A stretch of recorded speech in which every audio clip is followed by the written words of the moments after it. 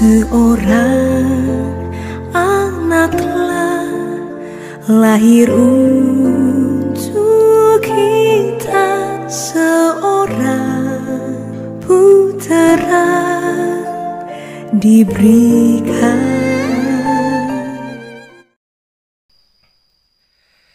Shalom saudara-saudaraku, berjumpa kembali dengan saya di channel Terang yang Besar, sebuah channel yang membahas banyak hal tentang Kristenan, sebuah channel yang rindu memberitakan kebenaran Tuhan kepada semua orang, sehingga semua orang boleh mengenal Tuhan Yesus, semua orang boleh dikasihi dan boleh diselamatkan sebagaimana kami sudah diselamatkan oleh Tuhan Yesus. Dalam kesempatan ini saya menyambut bulan Desember ya. Mungkin akan kita bahas tentang kelahiran Tuhan ya, kelahiran Tuhan Yesus yang kadang-kadang masih diperdebatkan di luar sana, masih diragukan kelahirannya ya. Maka tema yang akan kita ambil pada kesempatan ini adalah Tuhan yang lahir dari seorang wanita atau Tuhan yang lahir dari rahim seorang wanita gitu. Jadi meskipun banyak orang yang nggak percaya ya tentang kelahiran Tuhan yang dilahirkan dari rahim seorang wanita ya, dan banyak orang nggak bisa menghadapi kenyataan tentang Tuhan yang dilahirkan oleh manusia ini ya. Jadi memang agak sulit menjelaskannya ya, karena ini adalah rencana Tuhan ya, yang sulit dipahami memang oleh akal manusia. Namun demikian fakta yang terjadi, memang Tuhan memang dilahirkan oleh seorang wanita ya.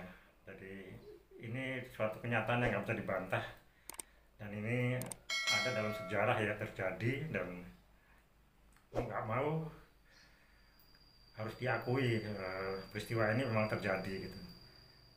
Meskipun ada sebagian umat yang membantah dan menolak kelahiran Tuhan Yesus ini, tapi fakta yang terjadi tidaklah demikian ya. Fakta yang terjadi adalah memang Tuhan dilahirkan, dia muncul ke dunia ini dari rahim seorang wanita, kemudian hadir bersama dalam sejarah hidup manusia ya. Dan lebih daripada itu, kelahiran Tuhan Yesus ini adalah suatu keistimewaan. Suatu keistimewaan karena kelahirannya sudah dinubuatkan ya, ratusan tahun sebelum peristiwa itu terjadi gitu. Nubuatan tersebut sudah dituliskan ratusan tahun sebelum kelahiran Tuhan Yesus di dalam kitab ya, sebuah kitab suci yang namanya kitab Taurat ya. Mungkin akan kita ambil 2 ayat saja ya sebagai contoh ya, di antara ratusan ayat nubuatan tentang kelahiran Tuhan Yesus dan perjalanan hidupnya, pelayanannya, sampai kematiannya, kebangkitannya, semua sudah dibuatkan. Dan kali ini kita ambil 2 ayat sehubungan dengan kelahiran Tuhan Yesus.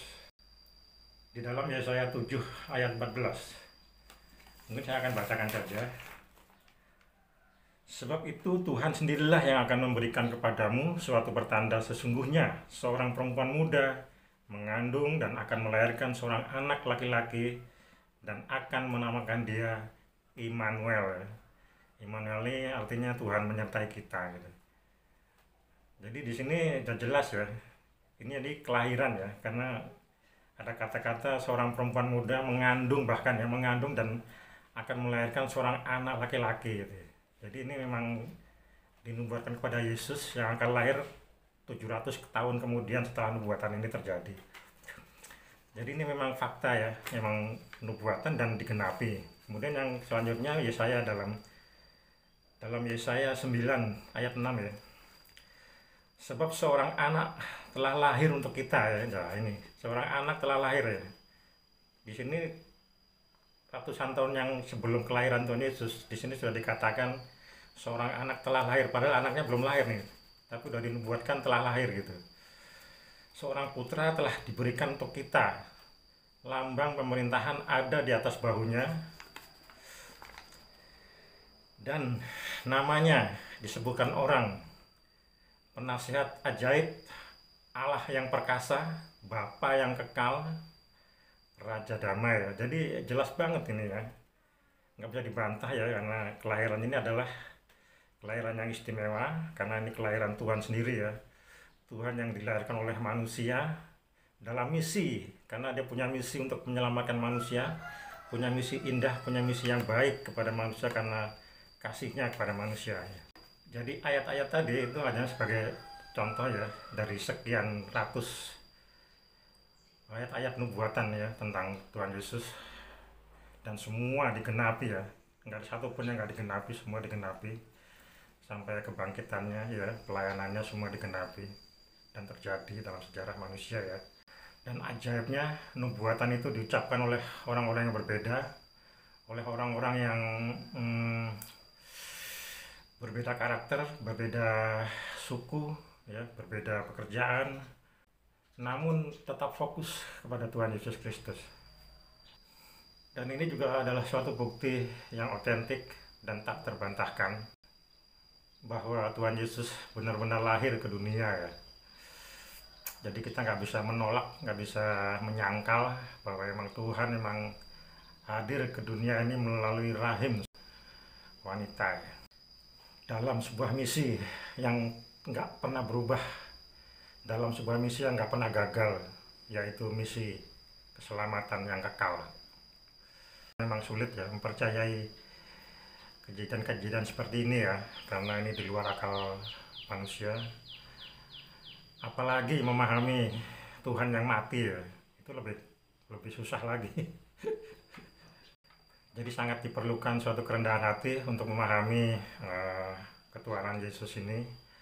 Kita harus mengerti perjalanan bagaimana nubuatan-nubuatan itu yang diceritakan, yang diucapkan, difirmankan di dalam Taurat ya. Kita harus tahu, harus mempelajarinya sehingga kita memiliki kerendahan hati untuk paham ya, untuk mengerti bahwa ya seperti itulah rencana Tuhan yang dinyatakan kepada manusia sebagai bentuk kasih, sebagai bentuk tanggung jawab Tuhan kepada manusia yang berdosa ini ya. Kita ini kan tidak tinggal di tempat yang nyaman, kita ini tidak tinggal di tempat yang semacam surga ya, kita tinggal di tempat ya, di dunia yang penuh dengan godaan ya, penuh dengan banyak hal yang membuat kita kadang-kadang nggak berkenan di hadapan Tuhan. Kita ini harus menyadari bahwa kita ini makhluk yang berdosa ya, makhluk yang lemah, makhluk yang penuh dengan kekurangan ya, sehingga kita nggak mampu untuk melakukan perbuatan apapun untuk menyelamatkan hidup kita ini ya. Kita membutuhkan seorang penolong yang maha besar ya, seorang penolong yang mau, yang peduli pada kita, dan dia adalah Tuhan Yesus lah yang mampu menolong kita.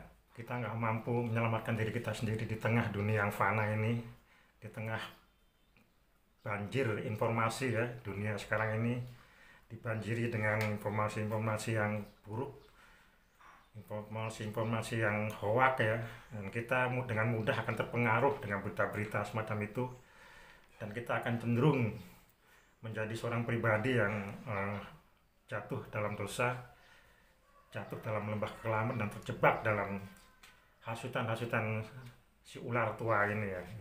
Sehingga tanpa Tuhan campur tangan akan kehidupan kita, tanpa Tuhan campur tangan akan dunia ini, maka kita ini akan berakhir dengan sia-sia ya.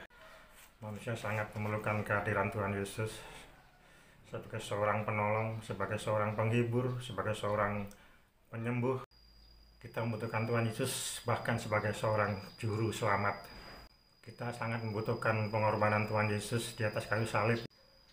Kematiannya di atas kayu salib, kebangkitannya ke surga, sangat kita perlukan ya, dan sangat berarti bagi kita, karena disitulah kunci keselamatan manusia. Jadi sebagai orang percaya, saya benar-benar percaya akan Tuhan yang dilahirkan oleh seorang manusia. Namun kelahiran itu sebagai bentuk kepedulian Tuhan kepada kita, sebagai bentuk maha pengasih dan maha penyayangnya dia kepada manusia. Jadi dia bukan Tuhan yang gak peduli, bukan Tuhan yang cuek, bukan Tuhan yang nggak urusan ya, bukan Tuhan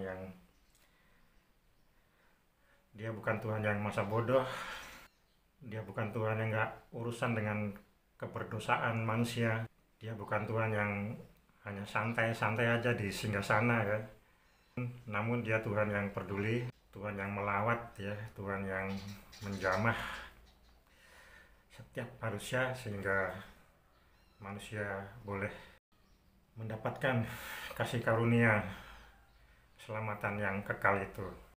Jadi mungkin itu ya sedikit penjelasan tentang Tuhan yang dilahirkan oleh manusia ya. Jadi mungkin dapat menjelaskan sedikit kepada orang-orang yang belum percaya, kepada orang-orang yang menolak, yang menyangkal ya, kelahiran Tuhan Yesus.